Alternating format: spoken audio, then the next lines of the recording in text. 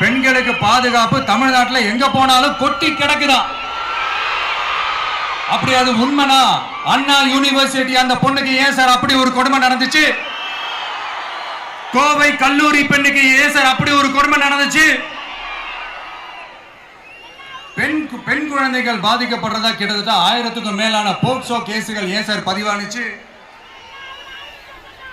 போதைப் பொருள் கலாச்சாரம் கண்ட்ரோலே இல்லாம அது பாட்டுக்கு தாறுமாற எங்கேயோ போய்கிட்டு இருக்கு. வயலன்ஸ் எல்லாம் தலைவிரிச்சு ஆடுது.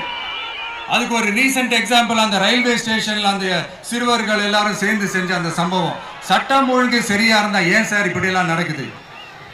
சட்டம் ஒழுங்கு சரியா இருக்கணும்னா முதல்ல தமிழ்நாட்டுக்கு ஒரு டிஜிபி வேணும் சார். எங்க சார் போனார் அவரு? எங்க அவரு?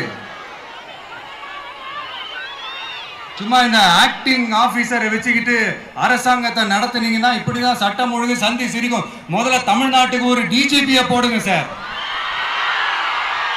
அதுக்கப்புறமாச்சும் சட்டம் ஒழுங்கு சரியாகுதான்னு பார்ப்போம். சரிப்பா, கேள்வியா கேட்கிறிய? நீ வந்தா என்ன செய்வ அதானே கேட்கறீங்க. கரெக்ட், கேட்கணும்.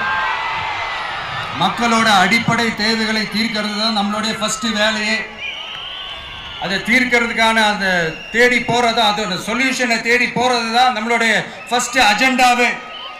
கொஞ்சம் வெயிட் பண்ணுங்க. தேர்தல் அறிக்கை ரெடி ஆயிட்டு இருக்கு. தெளிவான ஒரு தேர்தல் அறிக்கையாவது வரும். என்ன நம்புற உங்களை நான் டிசப்பாயிண்ட் பண்ணவே மாட்டேன். இந்த சும்மா ஆட்சிக்கு வரணும்ன்றதுக்காக இந்த நடைமுறைக்கு சாத்தியமே இல்லாத இந்த மாதிரி விஷயங்கள் எல்லாம் வாக்குறுதிகளை நான் என்னைக்குமே கொடுக்கவே மாட்டேன். அதே மாதிரி ஆட்சிக்கு வந்ததுக்கு அப்புறம் கூட அவங்க அது தரல, இவங்க இது தரல அப்படின்லாம் பம்மிக்கிட்டு இல்லாம உங்களுக்காக எந்த எக்ஸ்ட்ரீமுக்கும் போய் நான் போராடவும் தயாரா இருக்கிறேன்.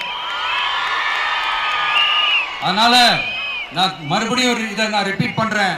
இவ்வளவு நாள் இதை நான் மட்டும் தான் சொல்லிக்கிட்டு இருந்தேன். இப்ப களமே சொல்லுது, 2 பேருக்கு நடுவுல தான் போட்டியே.